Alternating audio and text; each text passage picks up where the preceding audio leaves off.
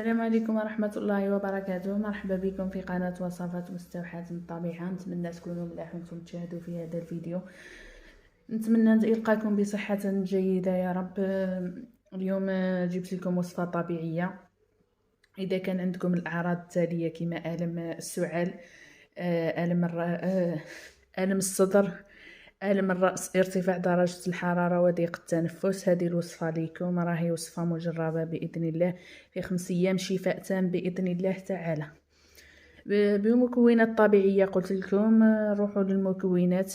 عندنا الليمون، وعندنا القرنفل المطحون. انا جبت لكم القرنفل غير مطحون باش تعرفوها، هو عبارة عن مسامير. وعندنا الماء الدافئ.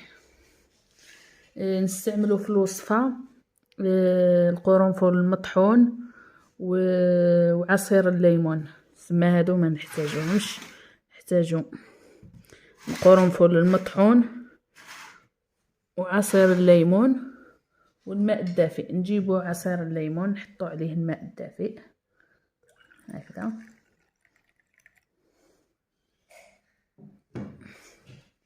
نحطو عليه ملعقة من مطحون القرنفل،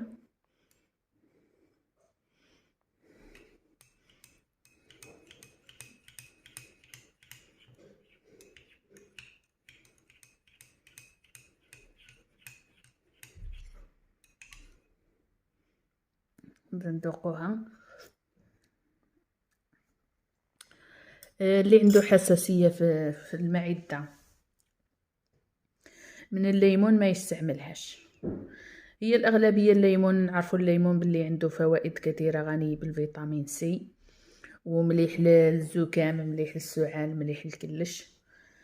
والقرنفل تاني مفيد. وهذه الوصفة راهي فعالة 100%. كما قلت لكم، اللي عنده ألم في السعال، ألم في الصدر، ألم في الرأس، ضيق التنفس وارتفاع درجة الحرارة، هذه عبارة عن شغل الوباء. هاد الأيام الوباء منتشر في هادو الأعراض. استعملوا هذه الوصفة، شربوها كل يوم. كل يوم كي تجيو ترقدوا والله في صباحا والله عند الغداء، المهم شربوها في أي وقت، مرة في النهار، وراح تلاحظوا فرق بإذن الله في مدة 5 أيام. 5 أيام راح تلاحظوا الفرق.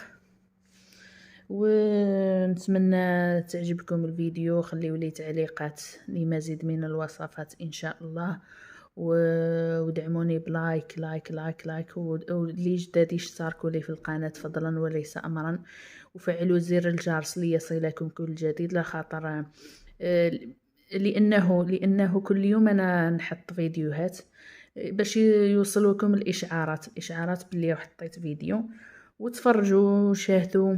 كما قلت لكم دعموني، وإلى اللقاء في مزيد من الوصفات إن شاء الله.